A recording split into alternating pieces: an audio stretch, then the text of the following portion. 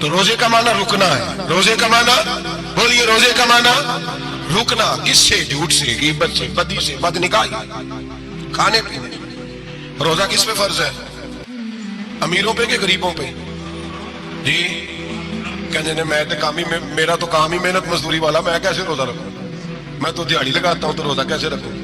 میں نے نہیں کسی حدیث میں پڑھا کہ روزہ وہ رکھے جو دفتر میں بیٹھتا ہے. صحابہ کے زمانے میں تو دفتر ہوتے ہی نہیں تھے, کسی جگہ نہیں لکھا ہوا روزہ وہ رکھے گا جو اے سی میں بیٹھتا ہے. تب تو اے سی تھے ہی نہیں. حضرت ابوبکر صدیق رضی اللہ تعالیٰ عنہ سے لے کر جناب بلال تک سارے اپنے ہاتھ سے کام کرتے, سارے اپنے ہاتھ سے کام کرتے سارے. حضرت عمر فاروق رضی اللہ تعالیٰ عنہ خلیفہ وقت ہونے کے باوجود مال غنیمت کے اونٹ چڑھنے جاتے تھے تو چراگاہ میں چھوڑنے بھی جاتے تھے, لینے بھی آتے تھے واپس. سارے لوگ اپنے ہاتھوں سے مشقت والے کام کرتے. حضرت بلال مزدوری کرتے, سلمان فارسی مزدوری کرتے, مقداد مزدوری کرتے, صحابہ مزدوریاں کرتے, روزے رکھتے.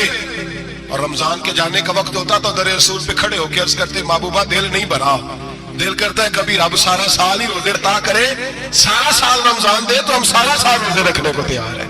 جذبہ تھا, طاقت تھی, ہمت تھی. آج نوجوان لڑکا ہے کہتا ہے مجھ سے بھوک برداشت نہیں ہوتی. میرے بھائی رب بیماری لا دینا, اللہ سے دعا مانگے اللہ شفائے عطا فرمائے, اور دعا کریں اللہ آزمائش سے محفوظ فرمائے. آپ یقین کریں میں نے لوگوں کو دیکھا ہے حلق سے قطرہ نہیں اترتا, خوراک کی نالی لگی ہوئی ہے, اعلیٰ غذائیں پکی ہوئی پڑی ہے. عرش کا مالک کہتا ہے میں تیرے حلق سے گزرنے نہیں دوں گا. قانون بن گیا. میں نے دیکھا ہے ڈرپ پہ لوگ زندہ ہیں, بوتل لگی ہوئی ہے, گلوکوز کی, گزارا چل رہا. اعلیٰ غذائیں پڑی ہیں, لاکھوں روپیہ تجوری میں پڑا ہے. مالک کہتا ہے تو نہیں کھا سکتا, تو وہ کھانے نہیں دیتا, نہیں کھانے دیتا. وہ کہتا چل تو میری مرضی پہ چلنا, 1 مہینہ میرے کہنے پہ نہ کھا, 1 مہینہ میرے کہنے پہ نہ کھا. تو یا اللہ تو کیا کرے گا؟ فرمایا صوم و تصفو. میرے نبی پاک نے فرمایا تم روزے رکھو, اللہ تمہیں صحت عطا فرما دے گا, اللہ تندرستیاں دے دے گا, شفائیں دے دے گا. تم روزے رکھو, اللہ تمہیں, سبحان اللہ, اللہ تمہیں, اللہ طاقت دیتا ہے, ہمت دیتا ہے, اللہ ہمت دیتا ہے.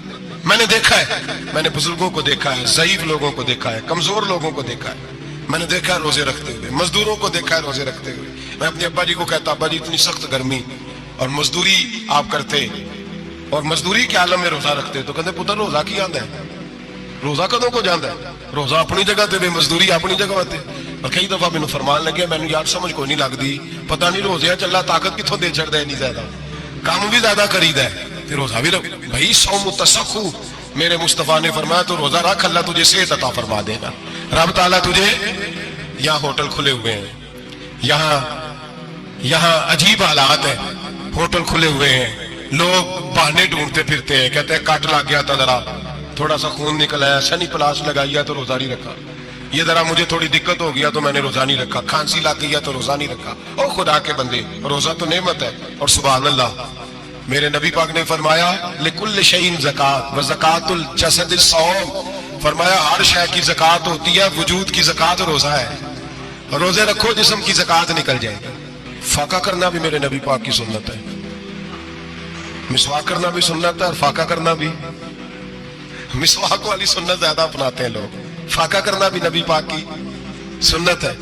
ایک صاحب مجھے کہنے لگے جناب بیٹھ کے کھانا حضور کی سنت ہے. میں نے کہا کبھی کبھی نہ کھانا بھی نبی پاک کی سنت ہے, نہ کھانا بھی حضور کی سنت ہے. وہ صاحب میرے نبی پاک علیہ السلام نے فرمایا کافر 7 آنتوں سے کھاتا ہے, 7 آنتوں سے, اور فرمایا میرا مومن 1 آنت سے کھاتا ہے. اس کے وجود میں کھانے والی 1 آنت ہے, کافر 7 آنتوں سے کھاتا ہے. فاقہ کشی سے نورانیت پیدا ہوتا ہے. یہ بھی وقت آئے گا رمضان شریف کا, سویرے درس پہ آؤ کہتے نیند بڑی آتی ہے, سویرے 2 سپارے پڑھ کے سویا کرو کہتے شام نیند بڑی آتی ہے. فجر کے بعد جو وقت ہوتا ہے اللہ اللہ کرنے کا, شہری کا, کھاتے جا رہے ہیں سو. لوگ جماعت سے نماز نہیں پڑھتے سو جاتے, جماعت کا ثواب چھوڑ کے سو جائیں گے. بھائی رمضان مبارک میں فاقہ کشی کی ٹریننگ ہوتی ہے, فاقہ کشی کی تربیت لے رمضان میں, روکے اپنے آپ, تربیت ہوگی. اور ہمارے صوفیاء فرماتے ہیں جو زیادہ کھاتا ہے اس کا نفس اس کو زیادہ پہ مائل کرتا ہے, خواہشات نفس پیدا ہوتی ہیں. میرے نبی پاک علیہ السلام نے جوانوں کو حکم دیا ہے, یا معاشر الشباب, او جوانوں. یا رسول اللہ کیا حکم ہے؟ فرمایا یا نکاح کر لو اگر طاقت ہے, نہیں طاقت تو روزے رکھو. حضور روزے سے کیا ہوگا؟ فرمایا تمہارا نفس کچلا جائے گا, شیطان وسوسہ اندوزی نہیں کرے گا. آج نوجوان بڑھ بڑھ کے کھاتا ہے, بہت زیادہ کھاتے ہیں، کبھی اس ہوٹل سے کھاتا ہے، کبھی اس ہوٹل سے کھاتا ہے. اتنا زیادہ کھائیں گے تو نفسانی قوتیں اچھل کر کے آئیں گے، مشکل ہو جائے. شادیاں دیر سے ہوتی ہیں، ماں باپ آنکھیں بند کر کے بیٹھے ہوئے ہیں. اگر ماں باپ کی ذمہ داری ہو اور ماں باپ نکاح نہ کرے تو نبی پاک نے فرمایا بچے گناہ کریں گے تو جتنا گناہ بچے کو اتنا باپ کو بھی ہوگا. تو ماں باپ چپ ہے. دوسرا، شادی مشکل بڑی ہے، مہنگی بڑی.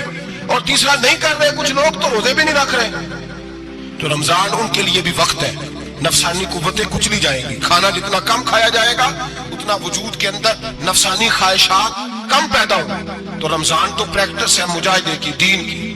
اور دوسرا، میرے حبیب پاک صلی اللہ علیہ وسلم نے فرمایا ہے، حضور فرماتے ہیں کہ رمضان اور قرآن کا آپس میں رشتہ ہے.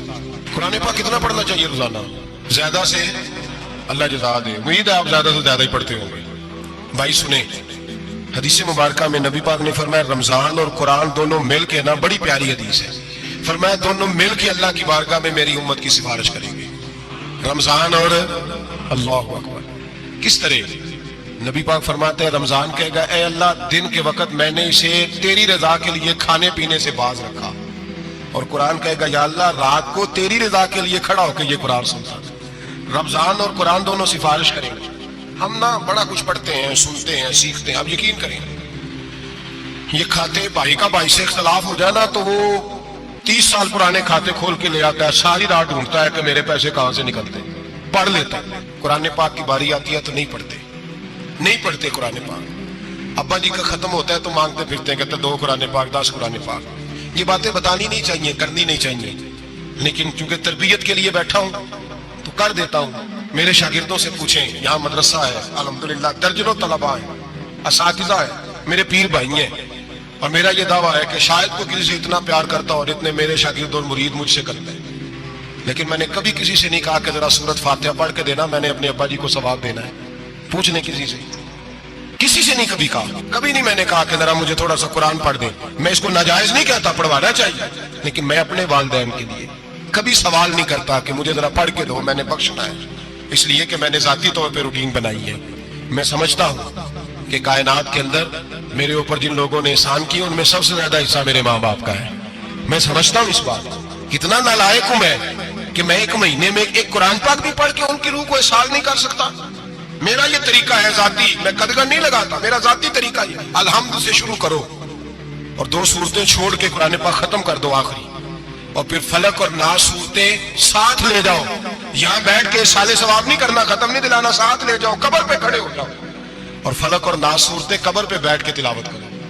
اور جو قرآن مجید پڑھا ہے ان کی روح کو وہاں احسان کرو. اور بھائی، اولاد جب ماں باپ کے لیے پڑھتی ہے تو اسے کہنا نہیں پڑتا اللہ بخش دے، اس لیے کہ اولاد کی نیکیاں خود بخود ماں باپ کے کھاتے میں جمع ہوتی ہیں، خود نیکیاں جمع ہوتی ہیں. میرے بھائی، تو بچوں سے یہ تو مطالبہ کرتا ہے کہ بیٹا اس سال رمضان المبارک میں میرے لیے ستو ضرور بنانا، فلانی چٹنی ضرور تیار کرنا. یہ کیوں نہیں کہتا بیوی سے کہ ڈشیں کم بنانا؟